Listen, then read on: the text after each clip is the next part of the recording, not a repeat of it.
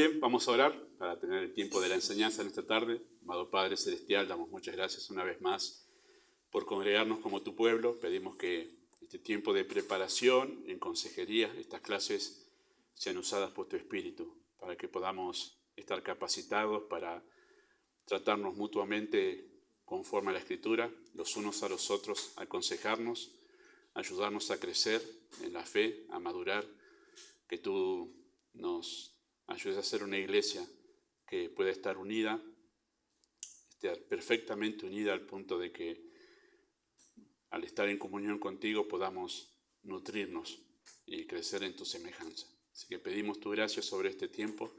Prepara nuestros corazones para la oración. Una vez más pedimos en nombre de Jesús. Amén. Bueno, seguimos con consejería por algún tiempo más. Ahí está. El micrófono no está agarrando.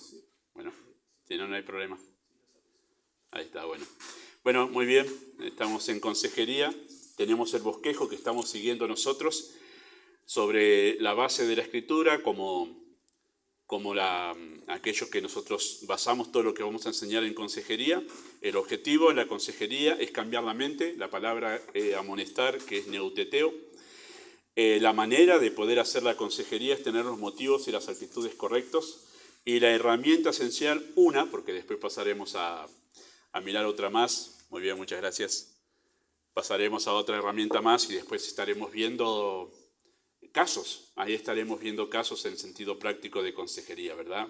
Pero la herramienta esencial es antropología bíblica. ¿Sí? Hemos visto la composición del ser humano y lo que estamos viendo es cómo funciona nuestro ser interior, ¿sí? Nosotros tenemos muchas herramientas hoy en día para ver cómo funciona nuestro organismo físico, ¿sí? Nuestra parte biológica. Eso es una maravilla, la precisión con la que funciona nuestro organismo, como Dios lo ha creado.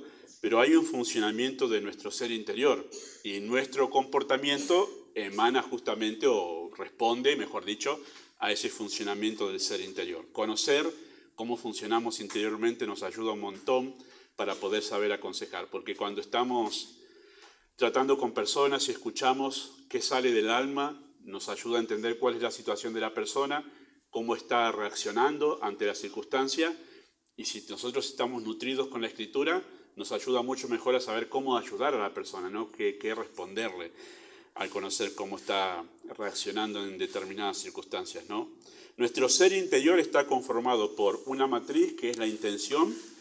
Tenemos la voluntad, que justamente es la puerta ya, la antesala a nuestras acciones y nuestras actitudes. Tenemos la razón, la conciencia, que es lo que vamos a hablar después de la razón, y las emociones, que ya le hemos dedicado 2 o 3 sábados para hablar acerca de esa parte de nuestra composición humana. Creo que ahí está todo lo que conforma todo nuestro ser interior. Estas cosas interactúan entre sí, ¿sí? La intención, la voluntad, la razón, la conciencia y las emociones, hay una interacción entre una cosa y la otra para que nosotros lleguemos justamente a actuar de determinada manera o a asumir determinada actitud. Todo esto influye en eso, ¿verdad? La voluntad, porque a veces, hago un paréntesis nomás, porque a veces es una cuestión de acciones, pero a veces es una cuestión de actitud. Muchas veces lo que ayudar a la persona es cambiar su actitud ante cierta situación o porque no podemos cambiar la circunstancia, pero sí lo que podemos ayudar a la persona es cambiar su actitud. Nosotros no somos Dios. Dios es el único que tiene control de las circunstancias. Y nosotros querer manejar las circunstancias siempre termina en frustración, porque no podemos, porque el único que tiene control sobre el tiempo y el espacio es Dios. Pero ¿qué podemos hacer nosotros? Es ayudar a las personas a cambiar su actitud. Y si está actuando mal, ayudarle a cambiar la manera de actuar. Pero principalmente tiene que haber un cambio de actitud. Si no lo hay, es bastante difícil poder progresar en algún cambio que querramos ver o que nosotros mismos querramos ver en nuestras vidas. Tiene que haber un cambio de actitud. Bueno, la voluntad, queridos hermanos, es la capacidad de poder tomar determinaciones conscientes que determinan nuestra conducta y nuestras actitudes. Eso mencionamos recién. Y la voluntad es como el timón, ¿sí?, de un barco. El timón es el que direcciona el barco para un lado o para el otro, pero, como ya hemos dicho, ese timón tiene que manejarlo alguien, ¿sí? Un capitán tiene que estar manejando ese timón. Ya hemos argumentado bastante para saber que las emociones no fueron creadas para dirigir, ¿sí?, nuestras vidas. no pueden tomar el timón de nuestras acciones y de nuestras actitudes. Eso es un gran problema justamente en nuestra reacción ante las circunstancias, el problema de las emociones. Ya hemos hablado bastante y seguramente seguiremos mencionándolas en estudios futuros, ¿verdad? Bueno, no fueron hechas para dirigir, alguien tiene que dirigir. Bueno, y es la razón. La razón sí fue creada por Dios, es una capacidad que Dios nos ha dado para poder dirigir la voluntad, ¿sí? La razón es la capacidad con la que Dios nos ha dotado para tomar determinaciones correctas en cada situación. Ese es el propósito de la razón, ¿sí? Que tomemos decisiones correctas en cada situación que nos enfrentamos. Y la razón funciona con base en un sistema de cálculos que llamamos lógica, ¿sí? Hemos hablado de eso. Hacemos evaluaciones para determinar si tal cosa es verdadera o es falsa. Ese es el cálculo que estamos haciendo siempre. Esto es correcto, esto es incorrecto, conviene que haga esto, conviene esto. Un cálculo que estamos haciendo todo el tiempo para evaluar situaciones en que nos encontramos, especialmente si somos creyentes que estamos buscamos siempre hacer la voluntad de Dios, estamos siempre preocupados de que será esto que el Señor quiere, será que no quiere, y estamos evaluando todos los factores. Son cálculos que estamos haciendo todo el tiempo en nuestra mente porque queremos hacer lo correcto, ¿sí? Y eso funciona naturalmente en nosotros. No es que prendemos un botoncito, ahora voy a hacer un cálculo. Surge naturalmente. Es parte de nosotros, es parte de nuestra composición. O sea, no lo podemos apagar. Eso funciona de una manera natural en nosotros, ¿sí? Es por conformación original que siempre estamos nosotros buscando lo correcto en cada situación. Aún incluso siendo incrédulos, las personas que no conocen a Cristo hacen esto. Aunque su sistema de valores no es el correcto, pero siempre están buscando lo correcto aún en un sistema de valores equivocados, ¿no? Y de premisas equivocadas, porque es natural en nosotros. El creyente en busca de la verdad, en cada situación razona con lógica teológica, y ahí llegamos nosotros, ¿sí? ¿Con qué lógica razonamos nosotros? Bueno, razonamos con lógica teológica. Tiene en cuenta el factor Dios y el factor Biblia. Eso es razonar con lógica teológica. El creyente tiene una razón gobernada por la teología y ahí estamos nosotros. Esa razón que está gobernada por principios y conceptos y mandatos de la Escritura. Eso nos ayuda a nosotros a hacer un cálculo para evaluar y sacar conclusiones, ¿sí? Principios, mandatos, incluso los eventos históricos en la Escritura no son simplemente algún adorno para hacer más linda la lectura, sino que a través de eventos históricos Dios tiene principios y mandatos para enseñarnos. A veces una situación podemos resolverla al estar leyendo y justo vimos que Abraham en tal situación actuó de esta manera. Oh, mirá vos, no me había dado cuenta y eso me ayuda a resolver. Entonces, los eventos históricos contienen principios y verdades bíblicas. O sea, hay principios dentro del accionar de la persona que está involucrada en una situación, ¿sí? Eso puede ayudarnos a nosotros mucho también. Bueno, esta base de una teología, una razón gobernada por la teología bíblica, nos ayuda a identificar razonamientos equivocados que tienen apariencia de ser válidos, pero no lo son, ¿sí? Y eso estamos nosotros. Hemos hablado nosotros sobre el pragmatismo, hemos hablado sobre la ética situacional y hoy vamos a hablar nosotros sobre el secularismo cristiano. Es otra forma de razonamiento que es falso, pero que parece algo válido para sacar conclusiones sobre una situación. Bueno, necesitamos saberlo porque a veces los cristianos también podemos ser tentados o llevados en un engaño a razonar por el secularismo cristiano. Es otra forma de pensamiento que domina hoy la cultura en que vivimos, ¿sí? No solo el pragmatismo, no solo la ética situacional, sino también el secularismo, ¿sí? ¿Qué es la palabra secular o secularización del cristianismo también podríamos llamarlo? El término secular, que solemos utilizar mucho, se traduce perteneciente al mundo, está relacionado con lo del mundo. En realidad la palabra se traduce literalmente una era, hablando del transcurso de un paso de la historia, y eso deriva o ha derivado en los que han acuñado esta palabra para referirse a las cosas del mundo. Por eso hablamos de secular, se suele hablar de secular y de espiritual en el ambiente evangélico, ¿verdad?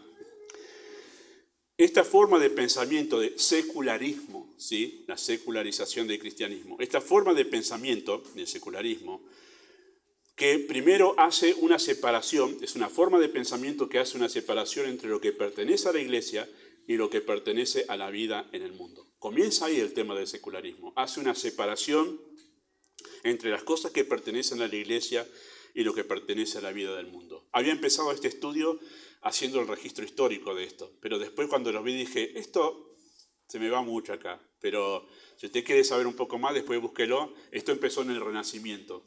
En realidad empezó antes. Esto fue una estrategia de Satanás, llegar al secularismo hoy en día del cristianismo.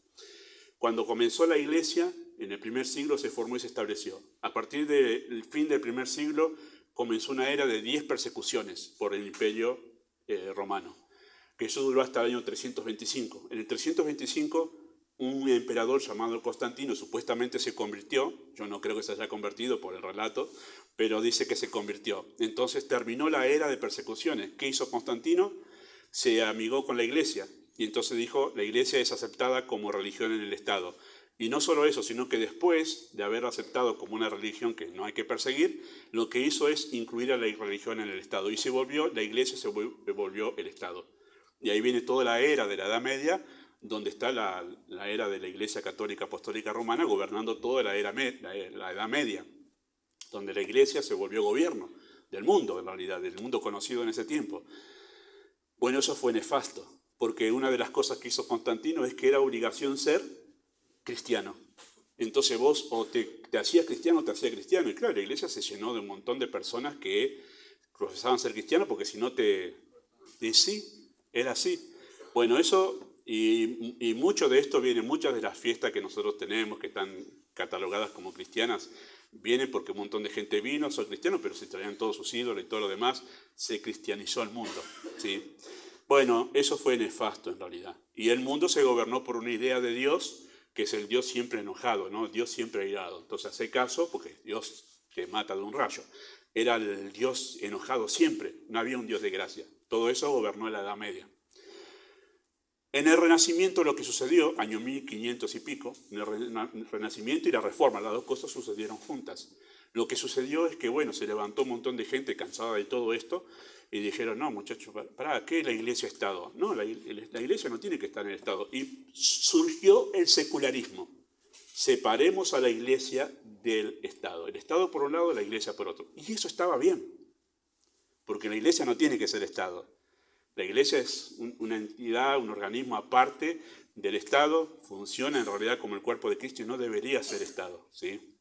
Bueno, eso estuvo bien, pero de ahí en más empezó toda una corriente que se fue desarrollando hasta ahora de separemos todo.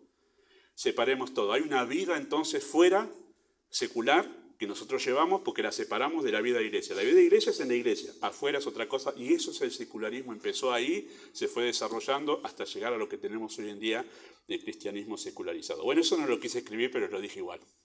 Perdón, las copias ahí. Sí, bueno, hay un estilo de vida cuando estamos en el mundo y otro cuando estamos en la iglesia. Llegamos a eso. Y este es el cristianismo de hoy en día. Gracias a Dios hay excepciones, hay iglesias que son excepciones, pero la mayoría de las iglesias es esto, el cristianismo es esto. En la iglesia soy cristiano, pero en el mundo es otra cosa. En el mundo salgo y vuelvo a casa a mi vida secular y es otra cosa. Bueno, la otra cosa que hace esta forma de pensamiento es que priva de carácter religioso espiritual a lo cotidiano, ¿sí? O sea, lo cotidiano no podemos llamarlo espiritual, porque ya tiene que ver con otras cosas, ¿verdad? La moda, la economía, el vocabulario, la educación, la política y demás asuntos de lo cotidiano no tienen relación con lo espiritual. Esto es lo que fue llevando este pensamiento secularista, ¿sí? De secularización del cristianismo. Dice, bueno, cuando trato temas de política, bueno, ahí ya no tiene que ver la iglesia. Ahí la iglesia es otra cosa. La iglesia es con Dios, es con lo espiritual. Yo con la política hablo de otra manera porque eso ya es perteneciente al mundo. Bueno, esto llevó el secularismo. Bueno, ¿cómo me he visto afuera de la iglesia cuando no estoy en la iglesia? Para la iglesia es una ropa, en el mundo es otra cosa. Y así cada cosa lo fue separando, a tal punto que entonces el cristianismo posmoderno hoy en día es una cosa en la iglesia y otra cosa fuera de la iglesia. Esto es una forma de pensamiento, hermanos, ¿eh? Esto es una forma de pensamiento que se fue instalando. Su premisa, queridos hermanos, del secularismo cristiano, sí, entre comillas, porque no tiene, en realidad, entre comillas, porque no tiene nada de cristiano en realidad. El secularismo cristiano no tiene nada de cristiano. Pero su premisa es una religión del corazón. Llega hasta ese punto, ¿sí? Y cuando hablamos, entre comillas, de esto, es una religión sentimental, ¿sí? basada en sensaciones y experiencias místicas. No se ve en la práctica que yo soy cristiano, pero acá dentro en el corazón, ¡pua!, yo estoy con Dios, tengo una experiencia de sensaciones y emociones tremendas. Esa es la idea del secularismo. Es un supuesto cristianismo que no se ve en la nada, no se ve en nada, sino simplemente cuando estoy en una reunión, y vamos a ver que hasta el punto de eso cambió todo el secularismo, y en ese momento y después todo el resto de mi vida no soy nada cristiano. Esa es la idea esta. Pero también el secularismo, queridos hermanos, llegó al punto no solo de separar entre lo que pasa en la iglesia y lo que pasa en el mundo, sino que el secularismo llegó incluso a meterse dentro de la iglesia, ¿sí? Antes era la iglesia, se metió en el Estado y gobernó el mundo. Ahora lo que hizo el secularismo es meterse en la iglesia. Y lo que hizo fue volver lo sagrado secular. Y eso fue la estrategia de Satanás desde un principio, ¿no? Volver secular lo sagrado. Se mete en la iglesia y ya no hace separación, sino que seculariza el cristianismo. Ya no hay separación entre lo secular y lo cristiano, sino que borró lo cristiano y todo se volvió secular, hasta la iglesia misma.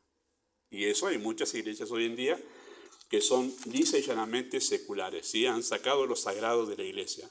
Se saca a Dios del centro, es lo primero, ¿sí? Cuando usted escucha en esas iglesias que su proclama principal es Cristo suple todas tus necesidades, te soluciona todos tus problemas. ¿Quién es el centro? No es Dios, es el hombre y sus necesidades. Ese es un cristianismo secular, donde el centro no es Dios, sino es el ser humano. Así comenzó en el Renacimiento, ¿no? Dios ya no es lo más importante, sino el ser humano es lo más importante, ¿sí?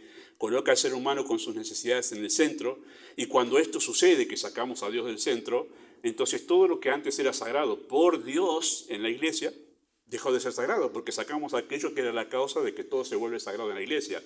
La enseñanza, el culto, el respeto que tenemos que tener en el culto, la manera en que venimos vestidos, la manera en que actuamos. Todo eso era porque adorábamos a Dios. Sacamos a Dios y decimos, bueno, ¿para qué ahora lo sagrado? Lo sagrado no importa. Esa es la idea del secularismo, de secularizar el cristianismo, sacar a Dios de en medio y hacer que todo se vuelva secular, ¿sí? Lo sagrado pierde su sentido y su valor, porque ya no importa la adoración, sino la necesidad del ser humano. Ese es el fin del secularismo, ¿verdad? La predicación, la oración, la piedad, la iglesia, el día del Señor, etcétera, dejan de ser pilares de la fe y la Biblia deja de ser la norma de fe y de práctica. Algún día enseñaremos cómo esta tendencia ha cambiado muchas iglesias y cómo hoy en día muchos están engañados pensando que son cristianos, pero no son más que cristianos secularizados, o sea, se creen cristianos pero no lo son. Son personas que de profesión piensan que son cristianos, dicen yo soy cristiano, pero no gustan de la prédica. Una de las cosas que hizo el secularismo fue atacar el tiempo de predicación. Las iglesias seculares han ido reduciendo el tiempo de predicación porque no, muy largo, 40 minutos, larguísimo.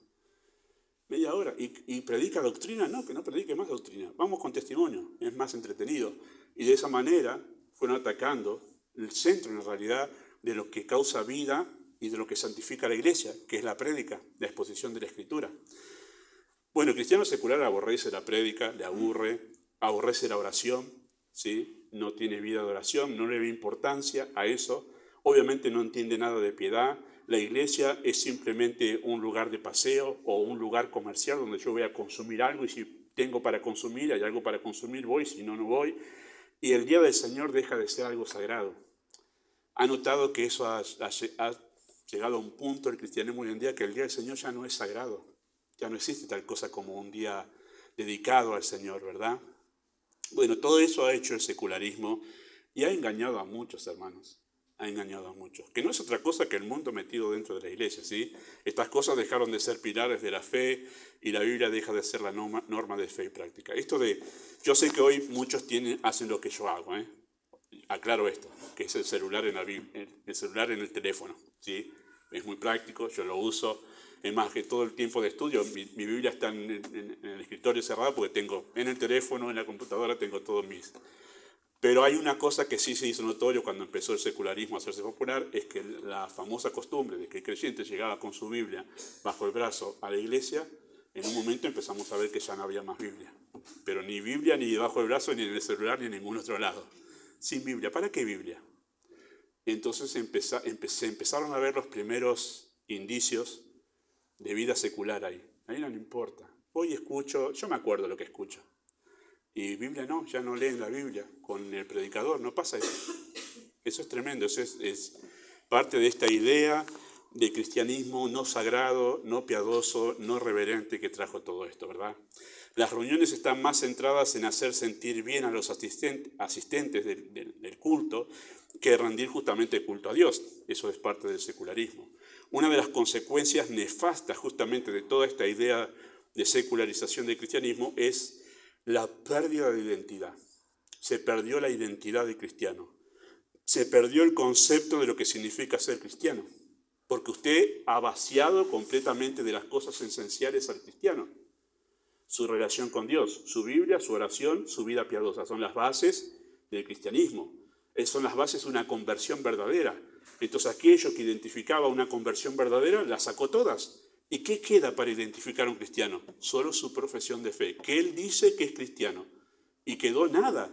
Y quedó como muchos de los productos cuando empezó la era light. ¿Se acuerdan cuando empezó la era light en los 80? Yogur light, pan light, todo eso. ¿Qué es light?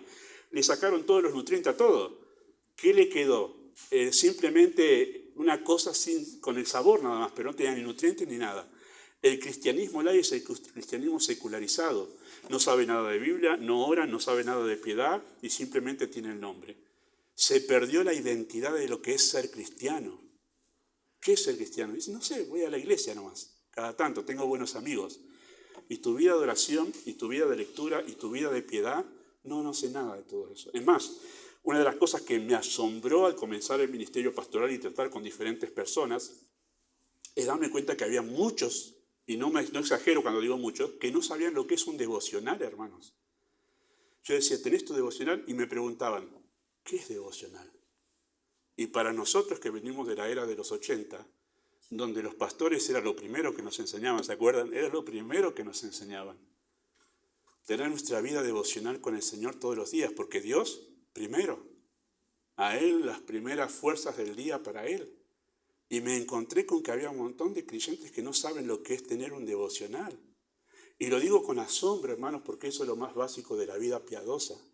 Bueno, eso sucedió como base de esta nefasta idea de un cristianismo sin identidad. Ya no se sabe qué es el cristiano, o sea, ya no hay diferencia, simplemente porque dice que es cristiano, en todo lo demás no hay ninguna diferencia con lo que se encuentra en el mundo. Se perdió la identidad de lo que es el cristiano. El cristianismo perdió su distintivo principal, que es la piedad, justamente. Se identifica el cristiano que es convertido por su piedad. Mañana vamos a hablar algo de eso en 1 Corintios 6, ¿sí? La piedad, lo sagrado. Y así la iglesia se fue poblando justamente de meros profesantes que dejan muchas dudas de ser creyentes. Eso es una de las consecuencias que tenemos. Y por eso siempre hablo que hay un gran campo de evangelismo dentro de la iglesia misma. Dentro de la iglesia misma tenemos un gran campo de evangelismo de personas que han sido engañadas realmente con estas ideas y las han creído y se han convencido, más allá de que no tienen nada de condimento de un cristiano, pero piensan que son cristianos. Y eso es un gran campo de evangelismo que tenemos dentro de la iglesia, ¿verdad? El secularismo comenzó con el Renacimiento, sí, año 1500 y pico, y se fue afirmando hasta impregnar la cultura de la era posmoderna, la que vivimos hoy en día, ¿verdad? Pero gracias a Dios siempre hay un remanente. Más allá de que esto se formó parte de la cultura y que muchas iglesias, en realidad casi la mayoría, tiene esta tendencia de secularismo, bueno, gracias a Dios siempre hay un remanente fiel. Hay cosas que saqué de aquí, pero por ejemplo se hicieron populares hace como 20 años atrás, las iglesias ya no así, iglesias entre comillas, ¿no? Ya no así sentados en bancos o en sillas escuchando y atendiendo, sino que se empezaron a remodelar para que parezca no un lugar de reunión, sino un lugar donde vos te sentás a tomar un café con amigos, hay mesas, hay sillones y todo con una luz más o menos baja y alguien está en un tipo de escenario supuestamente predicando. Y eso es para decir, basta de tener banco gente escuchando, vamos a hacerlo como que parezca un... yo digo bar, debe tener un nombre más moderno esto, pero no sé, pero era así la idea, era así la idea. Perder la identidad de todo, queridos hermanos, ¿sí? Gracias a Dios hay un remanente fiel y siempre lo hubo.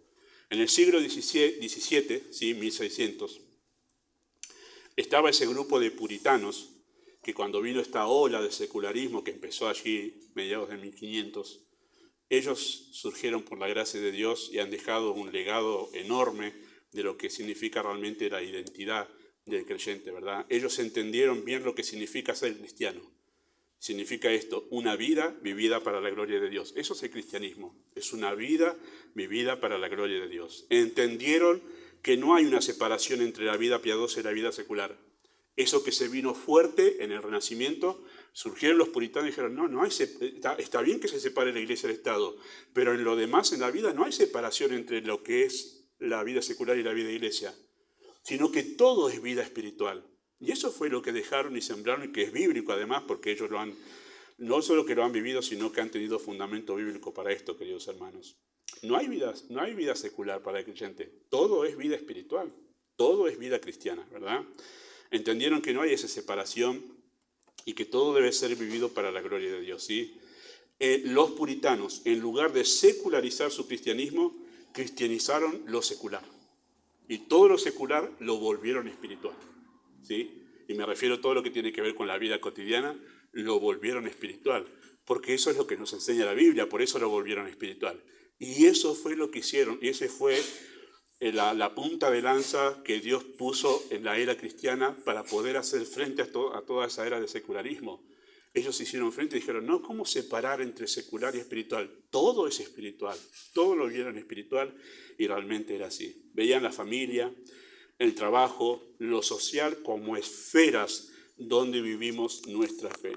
Ellos supieron cómo aplicar los principios cristianos en la vida conyugal, en la crianza de los hijos, en la rutina del hogar, en la vida laboral e incluso en su actitud hacia la política. Todo era una ocasión para poder vivir su vida cristiana en plenitud, ¿sí? Una de las cosas entre los escritores puritanos de esos siglos XVII, XVIII, lo que encontramos es que lo que enseñaban los pastores puritanos en su tiempo es que cada hombre en su familia tenía que ser un pastor y la familia tenía que ser una pequeña iglesia donde Dios es exaltado y glorificado. Es más, una de las cosas que se hacía como regla para tomar a alguien como miembro en una iglesia, un hombre como miembro en una iglesia, era que realmente lo examinaban para ver si tenía su vida devocional con su familia ese hombre.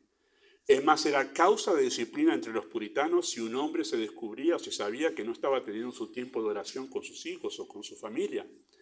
Porque no podía suceder, él debía ser el pastor de su familia. Ellos veían cada familia como una pequeña iglesia. Eso era una vida secular cristianizada, donde se vivía la vida cristiana en cada aspecto. Ellos vieron el trabajo como una ocasión para glorificar a Dios. Es más, todo lo que viene después, en la revolución industrial, tiene que ver con cristianos que hicieron del trabajo, en realidad, algo para glorificar a Dios. La actitud hacia el trabajo cambió completamente con los puritanos, porque ahora el trabajo no es solo para conseguir dinero, sino el trabajo es para que Dios sea glorificado con mi actitud. Y lo que hicieron los puritanos es cambiar completamente su actitud hacia el trabajo. Pero no solo eso, lo que hicieron los puritanos es hacer entender que prepararse académicamente es para la gloria de Dios, y es por eso que surgieron en ese tiempo, esto lo dice el hermano Paul Washer en una entrevista que él hace por YouTube, y le preguntan acerca de cómo cambió Europa en cuanto al hecho de que antes de que llegase el cristianismo, antes de que viniese la reforma y se plagase Europa del evangelio, dice, ¿antes qué éramos en Europa?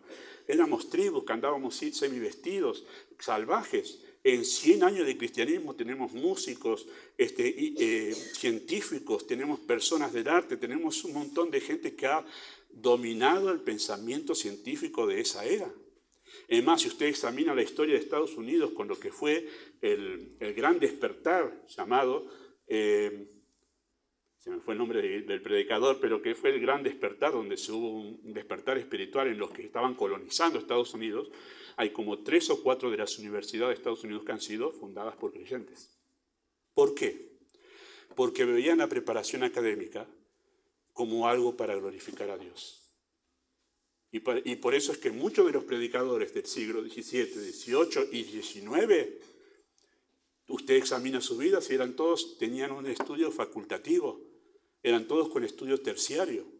Además, hay universidades donde preparan a los pastores, donde si no tenés un estudio facultativo terciario, no podés entrar a estudiar. Y la razón era que ellos veían su capacitación como algo para la gloria de Dios. Cuando nosotros vemos la vida para la gloria de Dios, lo hacemos todo con excelencia. Así era la mujer en la casa también. En el hogar la mujer veía a su familia y sus hijos no como una carga, sino como una ocasión para glorificar a Dios. La vida matrimonial se volvió realmente algo como para que Dios sea exaltado. Entonces, esto hicieron los puritanos. Cristianizaron todo lo secular. Entonces hicieron frente a toda esa ola que se vino para secularizar el cristianismo. Decir, Dios no tiene nada que ver en mi matrimonio. No, sí tiene todo que ver. Dios no tiene nada que ver en la crianza. Sí tiene todo que ver. Dios no tiene nada que ver. No, sí tiene todo que ver. Dios es el centro de todo eso. En la economía, tiene que leerlo sobre los puritanos. Cómo administraban la economía de una manera tal que Dios era glorificado a través de eso. Bueno, no voy a ahondar. Ustedes saben que me entusiasman los puritanos. Y la razón era que ellos supieron aplicar los principios cristianos a la vida. Por ejemplo, cuando Pedro habla sobre cómo debe comportarse un obrero con su patrón. Ellos supieron, lo tengo que aplicar acá. Como en Tito capítulo 3 enseña al creyente cómo actuar con el gobierno. Supieron, hay que aplicarlo acá. Y Romanos capítulo 13, esto se aplica acá. Y lo aplicaron. Eso fue la diferencia de los puritanos con el resto de los cristianos en las distintas eras de la iglesia. Así que en el secularismo, queridos hermanos, dice que el ser humano es el centro, pero la teología bíblica dice que Dios es el centro de la vida. Y esa es la gran diferencia entre esta tendencia y lo que la Biblia enseña. Queridos hermanos, en consejería nos encontraremos con no pocos cristianos que piensan de manera secular. No se confiesan secularistas, y usted lo va a ver que ni siquiera saben lo que es el secularismo, pero piensan con esta filosofía secularista. ¿Cuál? Dios no tiene nada que ver en este momento en esto que estoy haciendo. Dios tiene todo que ver en todo lo que tú estás haciendo a cada momento. Pero se van a encontrar con personas que dicen ser creyentes, que usted le va a ayudar en un problema, pero acá Dios no tiene que ver. Eso con la iglesia está bien, pero acá es un asunto personal mío. Dios tiene que ver con todo lo tuyo, en todo momento. Cómo manejas tu economía, cómo tratas a tu esposa, cuáles son tus divertimentos, cómo manejas tus momentos de esparcimiento. Dios tiene que ver con todo con eso. Así que no se confiesan secularistas porque ni siquiera saben que lo son, pero piensan como secularistas, ¿sí? Como que Dios no tiene nada que ver con ciertos aspectos de su vida. Y este es otro de los pensamientos dominantes, queridos hermanos, que forman los criterios de no pocos cristianos hoy en día y que es uno de los desafíos justamente en la consejería. Muy probablemente no digan que son secularistas, pero piensan como tales, ¿sí? El principal problema de no pocos cristianos hoy en día es el olvido de Dios. ¿Qué hace el secularismo? Es que tú te olvides de Dios. Ese es el propósito detrás de toda esta tendencia. Que tú no le des importancia a tu relación con Dios. Ese es el fin del secularismo, que te olvides de Dios. No le dan importancia a su relación con Dios. Por eso es que cuando uno se vuelve secular, ¿qué es lo que deja de importarle? Biblia y oración. Si tú no te interesa la relación con Dios, Biblia y oración te resulta lo más insensato de la vida. ¿Para qué leer? Es aburrido. ¿Para qué orar? Es aburridísimo. Si a ti no te interesa relación con Dios, estas dos cosas se te vuelven innecesarias para tu vida. Y ahí encontramos cristianos seculares, de nombre, pero no que no tienen relación con Dios. Si tú me dices eres cristiano y me dices, a mí me aburre la Biblia, no la leo, tú no tienes relación con Dios, estás engañado. Si tú dices que eres cristiano y te aburre la oración, tú no eres cristiano, ese es el asunto. Estás en un engaño. Cuando tú te preocupa la relación con Dios, Biblia y oración son esenciales para tu día a día. Y esto es lo que ha hecho el secularismo, hacer olvidar la relación con Dios como lo más importante. Y además no creen que es un problema no tener relación con Dios, no interesarle la Biblia y no orar. Dice, el secularismo influye a pensar en la vida sin Dios, ¿sí? Y no relaciona nada justamente con nuestra relación con Él. Está todo bien mientras yo me vaya bien en el trabajo, me vaya bien con la familia, todo esté bien con los hijos. Mi relación con Dios no importa si todo está bien. Y ese es el secularismo, donde Dios no tiene ninguna parte. Pero en la Biblia, queridos hermanos, Dios es la razón de todo. Y escuchen lo que llegó a reflexionar Salomón después que se apartó de Dios y trató de buscar en otros lados, en el secularismo, la vida sin Dios, trató de buscar satisfacción. Y él llegó a decir en Eclesiastés 12, 13 y 14 así, el fin de todo el discurso oído es este: ¿Qué es el todo de la vida? Teme a Dios y guarda sus mandamientos, porque este es el todo del hombre. En esto consiste la vida, en tener una relación con Dios en que yo le temo y le obedezco. De eso se trata la vida, toda la vida de iglesia, la vida familiar, la vida de trabajo, mi vida social, todo tiene que ver con esto. Este es el todo. Y Salomón dijo, me di cuenta de esto. Tantos años estuve apartado y me di cuenta que lo demás sin Dios carece de sentido. Pero acá todo tiene sentido, porque Dios traerá toda obra a juicio juntamente con toda cosa encubierta, sea buena o sea mala.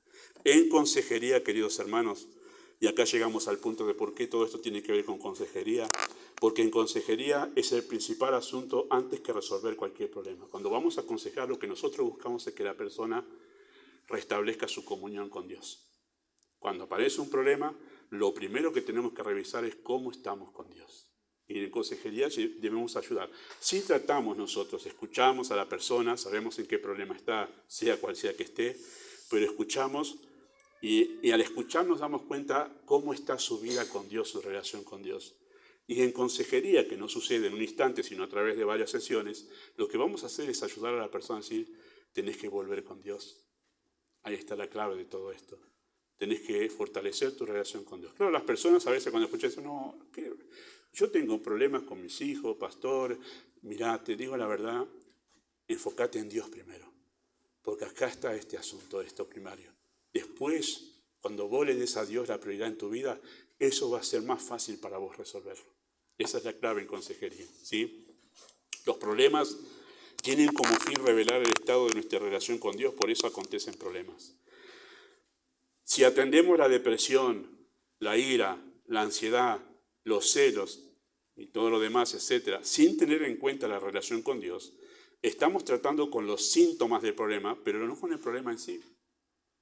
Y esto debemos tener cuidado porque es muy fácil sacar a Dios de la Biblia, pero quedarnos con toda la moral de la Biblia, con cómo me ayuda, y ha habido predicadores que se han dedicado a esto, cómo enfrentar la ira, cómo enfrentar los celos, cómo enfrentar la depresión.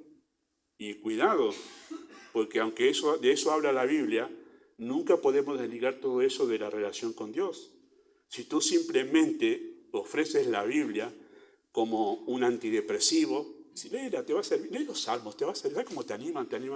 ¿Y la relación con Dios? ¿Dónde queda Dios en todo esto? Mucho cuidado cuando ofrecemos la Biblia como una valla aspirina, sencillamente, sin decir en realidad que hay un problema serio en su vida, que es su relación con Dios. ¿Cómo está su tiempo con Dios? Salomón experimentó una variedad de problemas emocionales, el libro de Eclesiastés, y buscó la solución en las cosas y las personas, hasta que al fin se dio cuenta de que el problema era que se había alejado de Dios. Hermanos, todo el tiempo nos pasa esto, porque somos así de nuestro corazón. Cada tanto tenemos que estar ajustando nuestra relación con Dios, porque tendemos a alejarnos. Y todo el tiempo tenemos que estar volviendo. El Señor tiene que traernos otra vez. No te olvides de mí. La relación conmigo es lo más importante, ¿sí? En toda la Biblia podemos ver este énfasis de que continuamente Dios está llamando a las personas hacia sí, ¿sí? Un continuo llamar del Espíritu a volver a Dios. ¿Se acuerda cómo era el llamado de Cristo en el evangelismo? Venid a mí. Pero primero a mí. A mí. Es una relación conmigo. Primero a mí, después todo lo demás. Pero venid a mí. Primero establezcan una relación conmigo. De eso se trata lo que es la vida en sí. De eso se trata la vida en sí. Me gusta mucho lo que dice Salmo 69, 32. Entre los muchísimos textos que podríamos utilizar acá, hay que hacer un estudio de la palabra volver, hermanos. No lo hice. Alguien ha hecho el estudio de la palabra no temas, de la frase no temas. Hay como 360, me parece. Hasta ahora no encontré a nadie que haya hecho un estudio de la palabra volver. Está por toda la Biblia. Dios continuamente llamando a la gente a volver a Él. Salmo 69, 32 dice, buscad a Dios y vivirá vuestro corazón. Y eso deberíamos decir en consejería a todo consejero, a todo aconsejado. Busca a Dios y va a vivir tu corazón. Va a vivir tu corazón. En consejería, más que resolver problemas, ayudamos a las personas a volver a Dios y fortalecer su relación con Él. Las personas tienen que entender, queridos hermanos, que necesitan hacer cambios para priorizar a Dios. Me encantó esto, me quedó de una vez que estuve escuchando una predicación de Spurgeon y él citaba a esta mujer, Jenny Lind, no sé si la pronuncio bien, pero era una espectacular cantante del siglo XIX, que era conocida como el ruiseñor sueco, ¿sí? La reina de la canción se le decía, ¿sí? Una soprano. Y cuando la señorita Lind, comenta el pastor Spurgeon, le preguntaron por qué había abandonado el escenario en la cima de su éxito, porque abandonó el canto cuando era re famosa. Y entonces ella contestó, apuntando con su dedo a la Biblia, ella contestó esto: cuando cada día mi carrera me hacía pensar menos en esto, la Biblia, ¿qué más podía hacer yo? Abandonó su carrera famosa de cantante porque se dio cuenta que era un estorbo para su relación con Dios.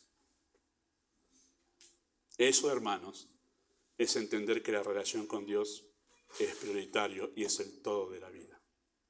¿Estaríamos dispuestos a abandonar una carrera exitosa porque eso está siendo un estorbo para la relación con Dios? Pues ahí entenderíamos nosotros lo que significa estar relacionados con Dios realmente y cuán importante es para la vida. Bueno, esto hacemos en consejería. Ayudamos a las personas a volver a Dios. Amado Dios, usa tu palabra en esta tarde. Obra para que podamos tener una consejería teocéntrica, enfocada en ti, para ayudar a las personas a ver que lo más importante en sus vidas eres tú. Eres tú. En cada situación eres tú. Pedimos tu bendición en nombre de Jesús.